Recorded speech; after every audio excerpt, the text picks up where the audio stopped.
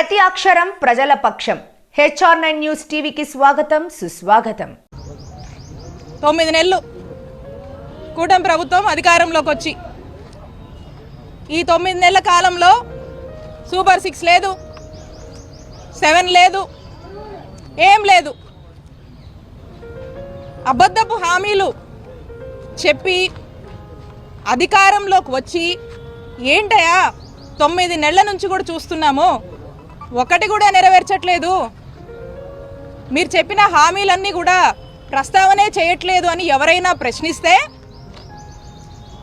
ఏం సాకులు చెప్తున్నారు? ఇదంతా వాళ్ళు ఈరోజు అధికారంలో ఉండి కూడా చేయకపోవడానికి కారణం, చేయలేకపోతున్నందుకు కారణం మా నాయకుడు జగన్మోహన్ రెడ్డి గారని సాకులు చెప్తూ కాలయాపన చేస్తున్నటువంటి విషయం మీ అందరికీ తెలుసు. అలాగే ఇది ఏంటి అని ప్రశ్నిస్తే ఏ విధంగా అక్రమ కేసులు కట్టి అక్రమ అరెస్టులు చేసి ఏ విధంగా జైలు పాలు చేస్తున్నారో మనం చూస్తున్నాం. ఈరోజు మా చిలకలూరుపేట నియోజకవర్గానికి సంబంధించినటువంటి YSR Congress party social media activist అయినటువంటి దళిత ముద్దుబిడ్డ మా రాకేష్ని ఏ విధంగా అక్రమ కేసులు పెట్టి జైలుకి ఈడ్చారు అనేది మీరు చూస్తూ ఉన్నారు. దాని గురించి నేను వివరంగా చెప్తా. రాకేష్ని వారి కుటుంబ సభ్యులతో పాటు మా నియోజకవర్గ సభ్యులందరూ కూడా ఈ రోజున పరామర్శించడానికి రావడం జరిగింది. రాకేష్కి ధైర్యం కూడా చెప్పడం జరిగింది. ఒక్కసారి మనం ఏ విధంగా కూటమి ప్రభుత్వం వచ్చాక చక్కటి అందమైన కట్టుకథల్ని ఏ విధంగా అల్లి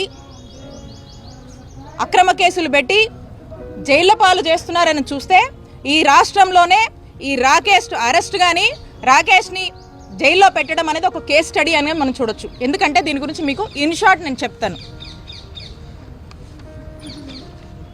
ఇక్కడ భాష అనే అతనితో ఎమ్మెల్యే పత్తిపాటి పుల్లారావు ఒక కంప్లైంట్ ఇప్పిస్తాడు. ఎమ్మెల్యే పుల్లారావు డైరెక్షన్లో కంప్లైంట్ ఏమని ఇప్పిస్తారంటే 6/3/2025 అంటే 6th మార్చిన రాత్రి సుమారు 9 గంటల సమయంలో ఈ భాష కళామందర్ సెంటర్ మీదుగా వెళ్తుంటాడు. అప్పుడు వెళ్తున్నప్పుడు దారిలో ఈ దొడ్డ రాకేష్ గాంధీ, ఫణీంద్ర నాగిశెట్టి, దామిశెట్టి రామకోటేశ్వరరావు ఈ ముగ్గురు కూడా నలుపు రంగు డ్యూక్ బైక్ పైన వచ్చి నన్ను అడ్డుకొని అబ్యూజివ్ వర్డ్స్ని మెన్షన్ చేశారు. ఆ వర్డ్స్ నేను మెన్షన్ చేయట్లేదు ఇక్కడ అని మాట్లాడి అతన్ని ఏదో ఇష్టం వచ్చినట్టుగా మాట్లాడి ఈ ముగ్గురు కూడా ఈ భాష అనే అతన్ని చుట్టుముట్టి అందులో ఈ దొడ్డ రాకేష్ గాంధీ ఈ భాష ఫోన్ ఇవ్వమని ఇవ్వకపోతుంటే రాకేష్ గాంధీ జోబులో ఉన్నటువంటి కత్తిని తీసి ఆ కత్తి మడతపెట్టి తీసి అలాగే ఇతనితో పాటు ఉన్నటువంటి రాకేష్తో ఉన్నటువంటి ఫణీంద్ర అలాగే దామిశెట్టి కోటేశ్వరరావు వీళ్ళు కూడా చిన్నపాటి కర్రలు పట్టుకొని ఉండి ఈ భాష మీద అతను సెల్ ఫోన్ ఇవ్వమని, ఇవ్వకపోతే అతను గొంతు మీద కత్తి పెట్టి డీప్గా థ్రెటన్ చేసి అతన్ని చంపుతానని ఆ మాదిరిగా మాటలు మాట్లాడి బెదిరించి ఈ భాష జోబులో ఉన్నటువంటి ఐటెల్ బ్లూ కలర్ ఫోన్ చెప్పాడు. దీని IME నంబర్స్, ఫోన్ నంబర్స్ ఇందులో ఇచ్చాడు. ఇక ఈ ఫోన్ని రాకేష్ గాంధీ తీసుకున్నాడని ఈ ముగ్గురు కూడా రాకేష్ గాంధీ, ఫణీంద్ర, ఈ కోటేశ్వరు ఈ ముగ్గురు కూడా ఈ భాషని అబ్యూజివ్గా ఇష్టం వచ్చినట్టు బెదిరించి తనని చంపే ప్రయత్నం చేశారని, దాంట్లో భాగంగా అటుగా ఆ పక్క నుంచి వస్తున్నటువంటి పిల్లికోటి, పఠాన్ సమదు, మధుమాల రవి వీళ్ళంతా ఈ జవాజీ బుచ్చిబాబు వీళ్ళంతా కూడా అక్కడి నుంచి చూసి అక్కడి నుండి వాళ్ళు పరారైనట్టుగా ఈ కథ అంతా అల్లారు. నేను అడుగుతా ఉన్నా పోలీసుల్ని, ఈ కేసు కట్టినటువంటి CIని, ఇదంతా నిజమా? ఇదంతా నిజమా అని నేను CIని అడుగుతా ఉన్నాను. అంటే ఈ మధ్యకాలం మనం చూస్తూ ఉన్నాము ఏమనంటే BNS 111 సెక్షన్ ఆర్గనైజ్డ్ క్రైమ్ కింద సోషల్ మీడియా వాళ్ళ మీద కేసులు పెడితే కోర్టు వీళ్ళ మీద చివాట్లు పెడుతుంది వీళ్ళకి. అందుకని ఇక ఇదైతే కోర్టు ఒప్పుకోవట్లేదు కాబట్టి బెయిలబుల్ సెక్షన్స్ అయితే పెడితే కష్టము, నాన్ బెయిలబుల్ సెక్షన్స్ పెట్టాలని 308 కట్టాడు ఈ సిఐ. ఈ 308 అంటే ఏంటంటే ఎక్స్టార్షన్ సంబంధించి, అంటే డీప్గా థ్రెటన్ చేసి భయప్రాంతులకు గురి చేసి అని చెప్పి దాదాపుగా హత్య యత్నం చేశాడన్నట్టుగా ఇదైతే నాన్ బెయిలబుల్. ఈ సెక్షన్లు పెడితే రాకేష్ని ఫిక్స్ చేయొచ్చు అనేటువంటి ఒక ఉద్దేశంతో ఈ సెక్షన్లు పెట్టడానికి అల్లినటువంటి అందమైన కట్టుకథ ఇది. అయితే దీంట్లో వాస్తవాలు చూస్తే, వాస్తవాలకు మనం కనుక వెళ్తే 9 గంటలకి కళామందిర్ సెంటర్ చిలుకలూరుపేటలో ఇది జరిగింది అని చెప్పి ఈ కట్టుకథ అల్లారు. దీనికి సాక్షాత్తం ఆధారాలు ఉన్నాయి. ఏమనంటే ఈ 9 గంటలకి ఇక్కడ చూడండి, ఈ 9 గంటలకి రాకేష్ అనే వ్యక్తి విజువల్స్, ఇతను గుంటూరు ఇంట్లో ఉన్నాడు. 9 గంటలకి ఇగో సీసీ ఫుటేజ్లో టైమింగ్ కూడా ఉంది చూడండి. 9 గంటలకి గుంటూరులో ఉన్నాడు. 9 గంటలకు గుంటూరులో ఉన్నటువంటి సాక్ష్యాధారాలు ఇవి. అంటే 9 గంటలకు గుంటూరులో ఉన్నాడు, కళామందిర్ సెంటర్కి ఎట్లా రీచ్ అవుతాడు, కళామందిర్ సెంటర్లో ఎలా తేలుతాడు? ఇదే కాదు, ఈ ముందు రోజు లేడు. ఈ కూటమి ప్రభుత్వం ఏర్పడ్డాక 9 నెలల నుంచి తనను రకరకాలుగా హింసిస్తున్నారని చెప్పి ఈ అబ్బాయి బయట ఉంటున్నాడు. అండ్ ఆ ముందు రోజు కూడా ఆ అబ్బాయి గుంటూరులోనే ఉన్నాడు. పైగా ఆ 2 రోజుల్లో కూడా నేను పాల్గొన్నటువంటి కార్యక్రమంలో, నేను అటెండ్ అయినటువంటి మీటింగ్స్లో మాతో పాటే ఫాలో అయ్యాడు. అలాగే ఇందులో మెన్షన్ చేసినటువంటి మరొకరు ఫణీంద్ర. ఈ ఫణీంద్ర నాగిశెట్టి అనేవాడు 9 అప్పుడు సెలూన్లో హెయిర్ కట్లో ఉన్నాడు. ఇది సెలూన్కి సంబంధించినటువంటి వచ్చినటువంటి ఫుటేజ్ మనకి. 9 హెయిర్ కట్లో ఉన్నవాడు, ఫుటేజ్ అవైలబుల్ ఉంది, ఇంత ఎవిడెన్సెస్ ఉన్నాయి. ఎలా కళామందిర్ సెంటర్లో పార్టిసిపేట్ చేస్తారు దీంట్లో? అలాగే ఈ దామిశెట్టి కోటేశ్వర్ అనే అతను హైదరాబాద్లో ఒక ఉద్యోగం ఎత్తుకొని అక్కడే ఉంటున్నాడు. అక్కడ తన ఉద్యోగంలో ఆఫీస్లో ఉన్నాడు. దాని ఎవిడెన్సెస్ కూడా ఉన్నాయి.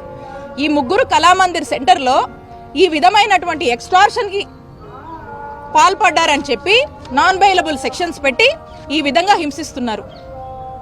కూటమి ప్రభుత్వం ఏర్పడిన దగ్గర నుంచి కన్నా మనం చూస్తుంటే ఇప్పటికీ 16 కేసులు ఈ రాకేష్ గాంధీ మీద వేరు ప్రాంతాల్లో ఎక్కడెక్కడో ఏవో కంప్లైంట్స్ అట ఇచ్చారట, ఉన్నాయట. అందుకని ఇప్పుడు ఇతన్ని హింసించాలంట. అంటే ఒక్కసారి ఆలోచించండి, అక్రమ కేసులు పెట్టే విషయంలో కూటమి ప్రభుత్వం యొక్క పిచ్చి పరాకాష్ఠకు చేరిందని ఈ రాకేష్ యొక్క కేసే, ఈ కేస్ స్టడీయే మనకు ఎవిడెంట్గా ఒక ఐ ఓపెనింగ్గా కనిపిస్తుంది. అక్రమ కేసులు ఏ విధంగా కూటమి ప్రభుత్వం వాళ్ళు కడుతున్నారు, వైఎస్ఆర్ కాంగ్రెస్ పార్టీ వాళ్ళని హింసిస్తున్నారు, జైళ్ల పాలు చేస్తున్నారని. అయితే దీనికి సంబంధించి మనం చూస్తే ఒక్క ఆధారం కూడా, వీళ్ళు పెట్టినటువంటి ఎక్స్టార్షన్ కేసుకి ఒక్క ఆధారం కూడా లేకుండా ఎమ్మెల్యే డైరెక్షన్స్ మీదగా ఎమ్మెల్యే రాకేష్ గాంధీ నా టార్గెట్ ఏం చేస్తావో నాన్ బెయిలబుల్ సెక్షన్స్ పెట్టి తీసుకొచ్చి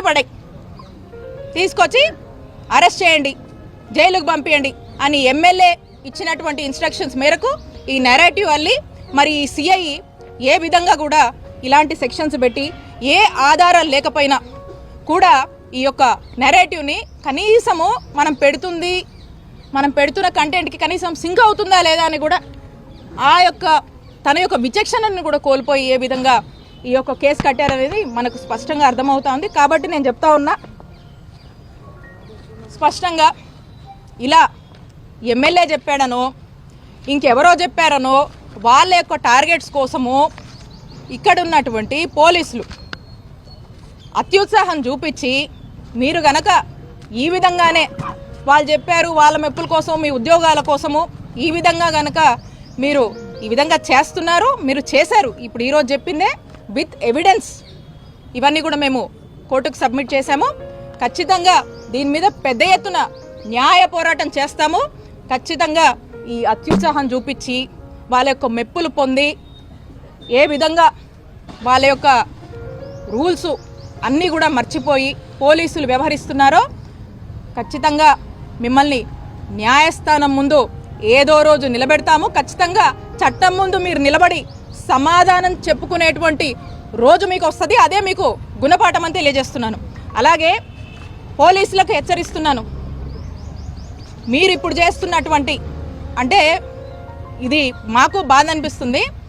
మాకు పోలీసుల మీద, ఇన్స్టిట్యూషన్స్ మీద చాలా రెస్పెక్ట్ ఉంది. కానీ ఈరోజు వీటిని కూడా మ్యానిపులేట్ చేస్తూ, మిస్లీడ్ చేస్తూ ఏదైతే పోలీసులు రాజకీయ మెప్పుల కోసం చేస్తున్నారో, ఏదైతే మీరు ఒక రోజంటూ మీకు వస్తుంది, అప్పుడు మీరు చట్టం ముందు నిలబడి సమాధానం చెప్పుకున్నటువంటి రోజు, ఆ రోజున ఒక్క క్షణం మీరు ఆలోచిస్తారు, ఎందుకు అత్యుత్సాహానికి పోయి ఈరోజు ఈ పాపాలకు మేము పాల్పడ్డామో అని. ఆ రోజు మీరు ఒకసారి ఆత్మవిమర్శ చేసుకునేటువంటి రోజు ఖచ్చితంగా వస్తుంది. సరైన గుణపాఠం మీకు చెప్తాము, చట్టం ముందు మిమ్మల్ని నిలబెడతామని చెప్పి పోలీసుల్ని హెచ్చరిస్తున్నాను.